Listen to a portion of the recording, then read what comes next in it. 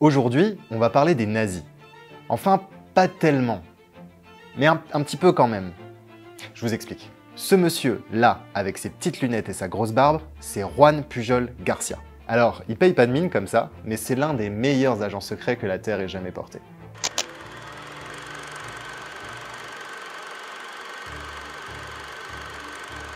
Juan Pujol Garcia naît à Barcelone en 1912. Entre 1936 et 1939, alors qu'il sort de l'enfance, son pays subit la guerre civile. Et Garcia, il en ressort avec une haine du totalitarisme et une envie irrépressible de lutter contre. Et ça tombe bien, la guerre arrive. Yay! En 1939, Garcia contacte l'ambassade anglaise pour s'engager. Il propose d'espionner les Allemands pour les Alliés.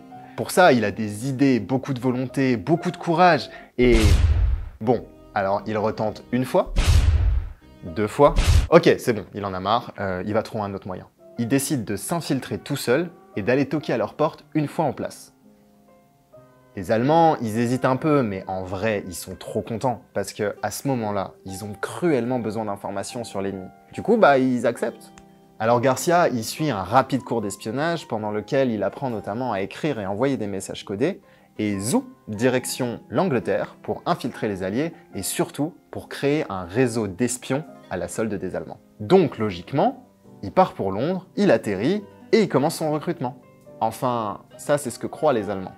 Parce qu'en réalité, Garcia, il a déménagé à Lisbonne, au Portugal. Par contre, il a quand même créé son réseau d'espions pour les Allemands. 27 personnes, toutes motivées, toutes disponibles et toutes fictives. En fait, ce que fait Garcia, c'est qu'il se rend dans la première librairie du coin à Lisbonne et il achète toute la documentation possible sur l'Angleterre. Et avec ça, il commence à créer de fausses identités, mais alors ultra complètes. C'est-à-dire que ces personnages, ils ont une histoire, ils ont des motivations qui leur sont propres, ils ont un caractère, une famille entièrement créée. Par exemple, on a un immigré vénézuélien qui est arrivé à Glasgow il y a quelques années. On a également un jeune soldat anglais. Et en fait, ce que fait Garcia à ce moment-là, dans le milieu des renseignements, ça s'appelle créer une légende. Une légende, c'est une fausse identité qui sert de couverture aux agents infiltrés. C'est pour ça que ça doit être si précis, si complet. Généralement, on crée une légende pour un agent. Garcia, lui, il en a créé 27 pour absolument personne. Une fois qu'il a fait ça, il commence à rédiger lui-même les rapports de ces 27 espions qu'il envoie à l'Abwehr. L'Abwehr, ce sont les renseignements allemands de l'époque. À Berlin, les agents ils sont trop contents de recevoir autant d'informations et de constater qu'il y a autant de taupes chez les ennemis. Alors du coup, ils valident Garcia. L'agent Garcia reçoit même un nom de code, Arabelle. Et je vous rappelle qu'il a toujours pas mis un pied en Angleterre. En 1942, Garcia se fait enfin repérer par les Anglais. Donc les Alliés le rencontrent, le recrutent et le font venir à Londres. Vraiment, cette fois. Et de ce fait, il devient le seul agent double volontaire des services de renseignement anglais de toute la Seconde Guerre mondiale. Volontaire parce qu'à l'époque, les agents doubles, en fait, c'est des agents allemands infiltrés qui se sont fait choper, emprisonnés, et dont les couvertures sont utilisées par le contre-espionnage pour envoyer de faux messages aux Allemands. De son côté, Garcia, il mène sa petite vie, il continue de créer ses légendes et il continue d'inonder les renseignements allemands de rapports plus ou moins vrais, du coup. Il les inonde tant et si bien que les Allemands arrêtent de recruter des agents infiltrés en Angleterre. Parce que, vous comprenez, le réseau d'Arabelle, il est déjà si vaste et si dense, il y a déjà tellement d'informations qui fuitent. Alors du coup, pour rester crédible, il glisse quand même quelques infos vraies parfois. Et quelquefois, quand sa couverture est en danger, et aussi bizarre que ça puisse paraître, ses espions peuvent le sauver. Tenez, un jour, à Liverpool, un contingent de la marine quitte le port. Les Allemands, ils s'en rendent compte, sauf qu'Arabelle n'a rien dit. Alors du coup, ils l'appellent pour lui demander des comptes. « Mec, pourquoi tu nous as rien dit pour Liverpool ?»« Ouais, mais non, mais c'est normal, en fait, mon espion, il est malade là depuis 3 jours, et il est cloué au lit, donc il a pas vu le mouvement de l'armée. » Ah ouais, mince, zut. Bah ouais, je sais, et puis tant qu'on y est, en fait l'espion il est décédé de sa maladie, et du coup ce serait un peu la moindre des choses que vous payiez une pension à sa femme pour service rendu, non?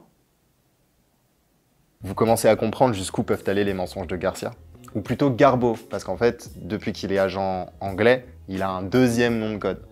Donc maintenant c'est Arabelle, Garbo, Garcia. Et avec son nom complet, c'est Juan Pujol, Arabelle, Garbo, Garcia. Voilà.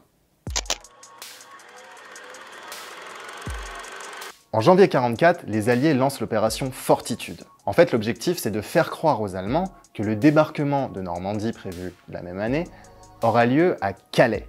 D'abord, les Alliés bombardent plus que d'habitude le Nord-Pas-de-Calais, pour faire croire qu'ils s'y intéressent. Ensuite, le premier groupe d'armée des États-Unis, l'USAG, est créé.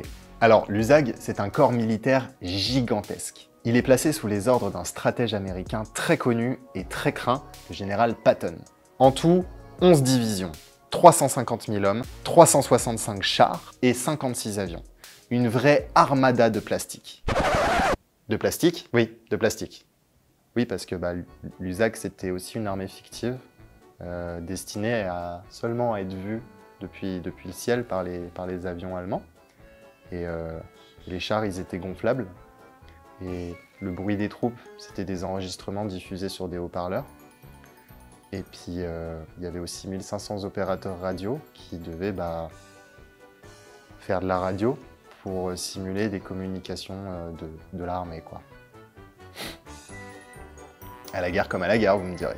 De son côté, Garcia y bombarde les Allemands, mais surtout de rapports, notamment sur l'USAG, sur la présence du général Patton à Douvres, et sur la création d'une vaste opération dont on ne sait pas encore grand-chose, mais qu'on sait qu'elle devrait se passer à Calais.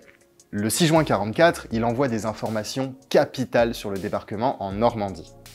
Et en fait, on dirait pas, mais c'est un coup de maître. Parce qu'en faisant ça, Arabelle, du coup, a gagné la confiance de tous les dignitaires nazis. Adolf Hitler en tête.